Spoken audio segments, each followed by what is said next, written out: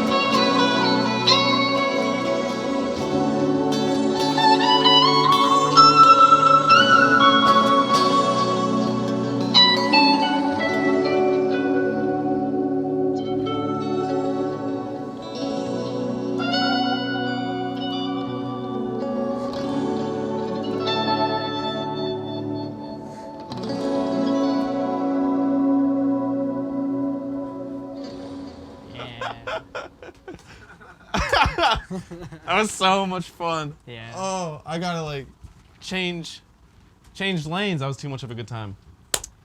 Woo!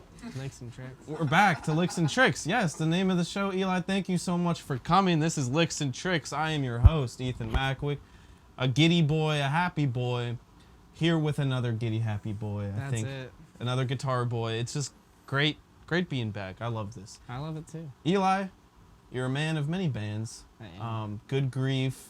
I'm forgetting the name of the Imperial Order. Imperial Order. Lifeguard. Yeah, those are the three. Those are the three. Yeah. And you got a lot of fun stuff. I'm excited to have you on because you're kind of like the opposite end of the spectrum from me in terms of guitar. Like I know some buddies who, like I love the pretty like kind of post-rock kind of shit, and I can just like never really do it right. I can never write music like that, and I just have the utmost respect for dudes who do stuff like that. So it's so good to have you on. So let's get down to brass tacks. Some stuff I want to talk about. Okay. First, can we talk about this guitar? Yeah. So this is a very pretty guitar. This is Looks souped up. 2013 Fender Deluxe Player Strat. It's just a Mexican. I had it completely rewired and a little 7-way switch added, so like when I have this engaged, it adds the bridge pickup to the neck, or you can have all three instead of just like the standard 5-way. So that's just something I like to do. So like this is like the neck and bridge. This is like the secret sauce sound, like it's just like a little bit bright, but you get the thickness of the neck. So that was like something I really wanted to have. Is that the middle in the neck? No, that's the neck and the bridge. So like when it's in the neck, this just engages the bridge. So it's almost like a telly kind of thing going on right there. Yeah, pretty much. Yeah. So like this is like no matter what, like if I have this off, then it's like a standard 5-way, just neck and bridge. Can I hear all three of them on? Yeah. It just sounds like Mark Knopfler. Oh yeah.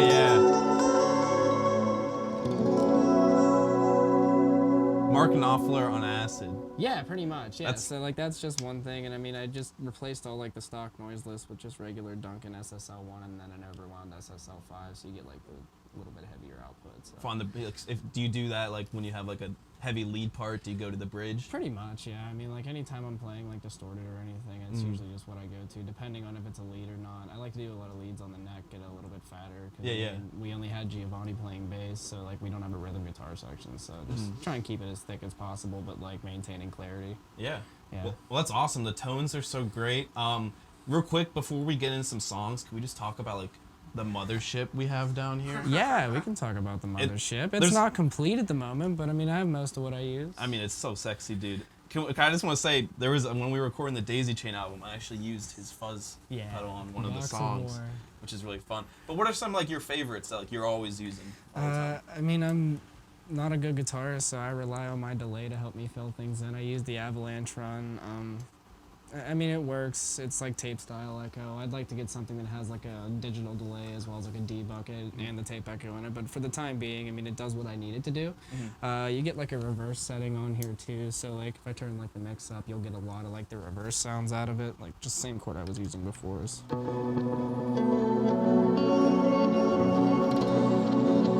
Do you use that a lot? Oh yeah, I use that on a bunch of stuff with Good Grief. Like when we get into like some of the atmospheric parts. That's like really dense. Yeah, I'll actually like take my shoe off because it's like a mini toggle switch, so I can just like flick it with my toe if I want to go to that like mid song. I'm not like a person that's good at like bending over and like flipping my stuff, so I like work it with my feet as best as I can. Other than that, I like to use my Fathom reverb, typically on the shimmer setting, which is like you said, there's like fairies in my rig. Yeah. It has like that pad synth underneath it, so it just kind of adds to the reverb, gives you like a really big sound. I mean, you can do whatever you want with it, but I just like to use it for like those big soundscapes.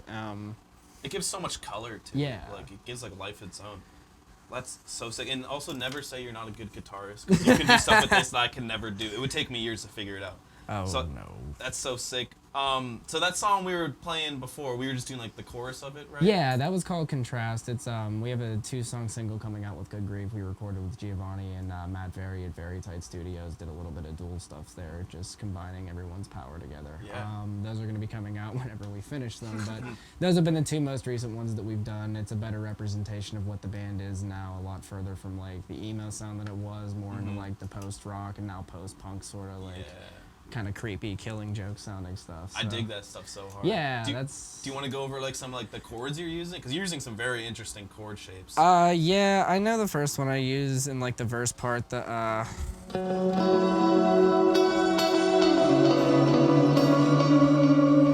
first one's some sort of 7th chord. I'm not great on my theory. So that would be... I think it's So that's F sharp then, here? Because it's B. I think it's just a minor 7. Yeah. That's sick. It's like a nice voicing of a minor 7. Yeah, it's just like I would just play with chord shapes that were like unconventional and kind of go around the fretboard. I mean, a theory on piano makes more sense to me. I can kind of like map it out in my head. I've never really paid attention to it in terms of like translating it onto a guitar other than like transposing things and tunings. Do you just kind of like mess around? You're like, I kind of like how... Because I notice a lot of the chords you do, they're always like, these 2 low notes usually kind of close together. Oh yeah, I like to do like, instead of like the power chord box where you do like a 5th or whatever, I mean, I'll do off a lot of reverb. Let's pull some of that back. So like there's actually another part of that song that's funny you mentioned that. On the recording, since I'm only one guitar player, I had to record 2 parts, but it's like a split scale, but it's in a really like weird time. I think it's like a bunch of in 3 and then like a measure of 2 or 4 or something. I never really counted out, but I do a lot of that with like the 2 finger chord thing where I just kind of...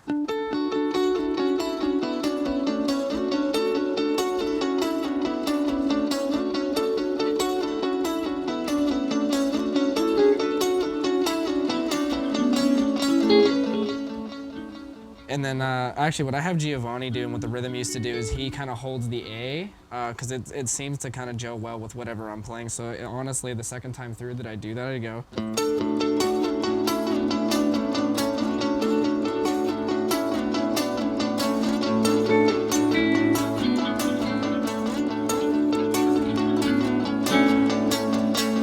So you're just playing like A is the low. This Yeah. song is kind of like F minor, A major kind of Yeah, thing. it actually splits. There's the ending actually splits into like A major, and then we ended up with my favorite guy here. The big F minor. Yep, the big F. Yep, that's my go-to towards the end. We'll get to that.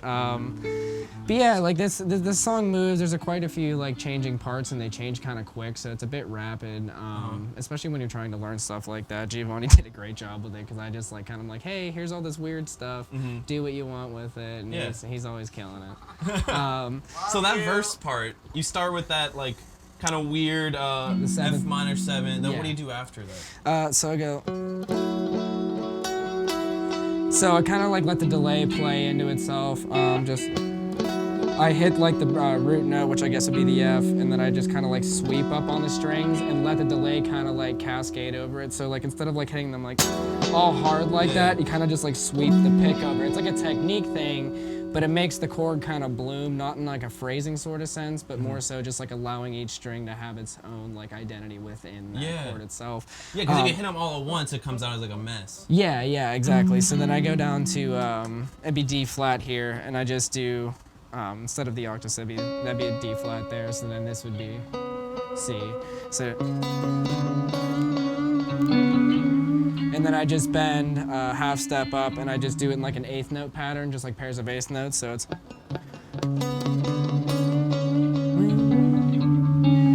And I let the delay play with that as well. So like once you get that, like the trails start to follow it. So as your bend dies out, the mixed trails are still there. So it doesn't sound like, if I did it like super dry, it would kind of come off like weird and like die pretty quick. Like there's not as much sustain, and it kind of like dies versus like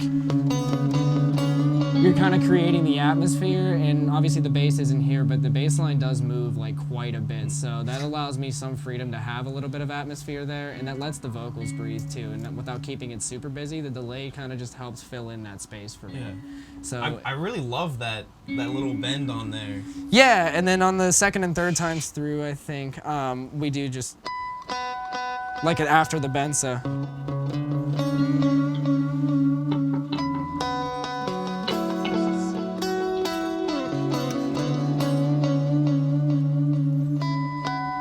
That's so sick. Just the natural 7th fret harmonics. That was like a little touch that I started to do after a while, and I just kind of liked the way that it rung out.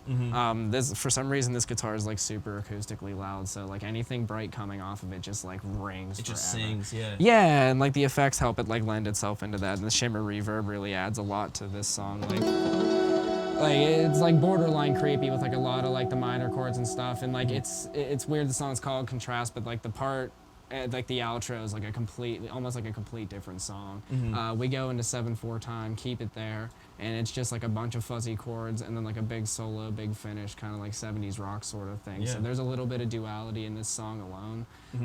But I just kind of wasn't like looking to make something progressive, but it just kind of turned out to be a little bit of that. I wasn't Just trying to kinda be came out. difficult. Yeah, but it just like, we were grooving in 7 one day and it just kind of sounded good, and it was in the same key, so it was just like a little key change and like the relative major to it. So everything just kind of came out pretty well, so I just kind of got kept. It was so different from the rest of the song, but it just kind of felt like even though it was that different, it naturally went there. It just worked. Yeah, so that part itself, now that we've gone through some of like the atmospheric stuff and played some of the chorus in like the first jam, the fuzz pedal that you like to use, making all kinds of noise.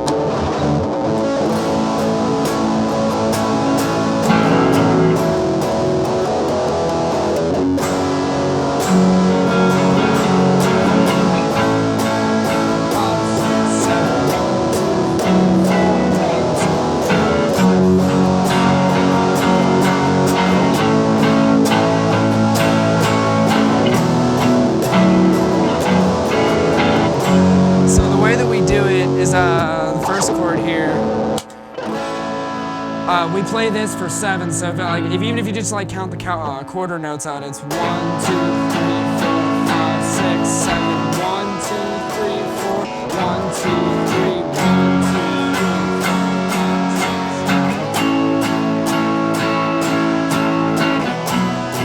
3, 4, 5, 6. Yeah, the first. This chord you're playing right here. Oh, something weird. It's just like stacking 2 power chords on top of each other. That is wacky, dude. What's your pinky or your middle finger playing? Nothing. Nope. Oh, it's just like this. Oh shit.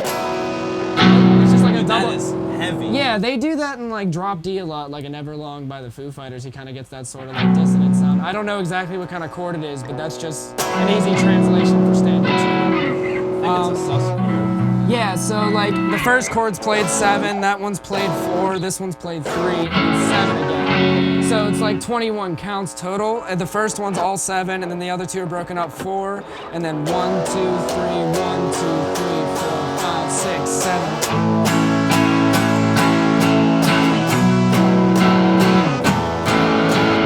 That's just an E5 power chord, just an E5. Yeah, just like hard 3-note power chord. Just keep it like.